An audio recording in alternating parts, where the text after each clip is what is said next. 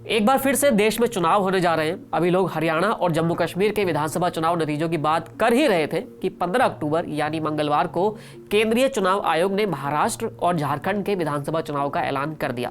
झारखंड में 2 चरणों में मतदान होगा। यहां 13 और 20 नवंबर को वोटिंग होगी, जबकि महाराष्ट्र की 288 सीटों पर एक ही चरण में यानी 20 नवंबर को वोटिंग होगी।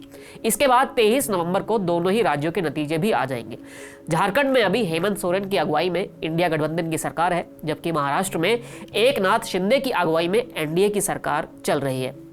अब सबसे पहले महाराष्ट्र की बात कर लेते हैं, क्योंकि यही सबसे बड़ा राज्य है और जैसे यहाँ के राजनीतिक हालात और समीकरण हैं, हर किसी की दिलचस्पी इसी राज्य पर ही है। आपकी जानकारी के लिए बता दें कि महाराष्ट्र में कुल 288 विधानसभा सीटें हैं। अभी एकनाथ शिंदे की शिवसेना, भारतीय जनता पार्टी और अजीत पवार की एनसीपी मिलीजुली सरकार चला रही है। यहाँ बीजेपी के पास सबसे ज्यादा सीटें हैं, लेकिन इसके बावजूद भी एकनाथ शिंदे को मुख्यमंत्री बनाया गया है, क्योंकि राज्य का राजनीतिक गेम कुछ इसी तरह ही बना हुआ था। 2024 के चुनाव पर बात करते हुए आपको 2019 का विधानसभा चुनाव भी याद दिला देते हैं।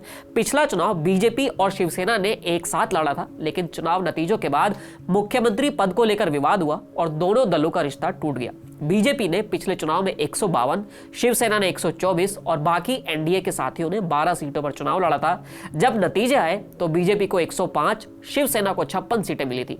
अब विवाद यह हुआ कि शिवसेना खुद के लिए सीएम पद मांग रही थी, क्योंकि शिवसेना का दावा था कि बीजेपी ने उसे यह वादा भी किया था, लेकिन बीजेपी ने इस दावे को गलत बताया। दोनों पार्टियों के बीच विवाद इतना बढ़ गया कि चुनाव के बाद रिश्ते ही टूट गए।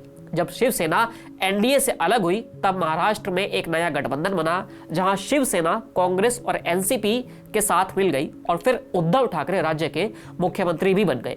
लेकिन इसके बाद खेल हुआ और बार बार खेल हुआ। पहले शिवसेना टूटी, फिर एनसीपी टूटी, बीच में एक बार देवेंद्र फडणवीस भी सीएम बने थे, लेकिन वो कुछ घंटे के लिए ही बने और बीजेपी ने सबको चौंकाते हुए बाद में एकनाथ शिंदे को सीएम बना दिया।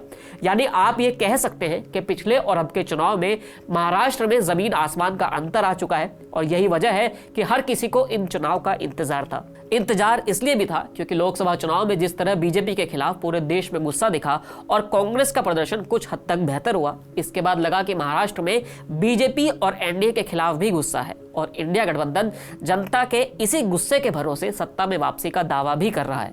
महाराष्ट्र के लोकसभा चुनाव में एनडीए सिर्फ 17 ही सीटें जीत पाया था, लेकिन अब कोशिश यही होगी कि बीजेपी कम से कम लोकसभा चुनाव के प्रदर्शन को बेहतर करे और विधानसभा चुनाव में अपने दम पर कमाल कर सके। हालांकि यह इतना आसान नहीं है, लेकिन बीजेपी के लिए राहत यही है कि हरियाणा में भी चुनाव से पहले ऐसा ही माहौल था, लेकिन हरियाणा के नतीजों ने हर किसी को हैरान कर दिया और यही वजह है कि बीजेपी के हौसले बुलंद है। कांग्रेस और इंडिया गठबंधन थोड़ा चौकन्ना जरूर है। अभी चुनाव आयोग ने तारीखों का ऐलान किया है। आने वाले कुछ दिनों में दोनों गठबंधन की ओर से सीट शेयरिंग का ऐलान भी होगा। यानी महाराष्ट्र में राजनीतिक हलचल अब रहने ही वाली है और कम से कम 23 नवंबर तक तो ऐसा ही रहेगा। फिलहाल इस वीडियो में इतना ही, फिर मिलेंगे नई वीडियो के साथ। शुक्रिया।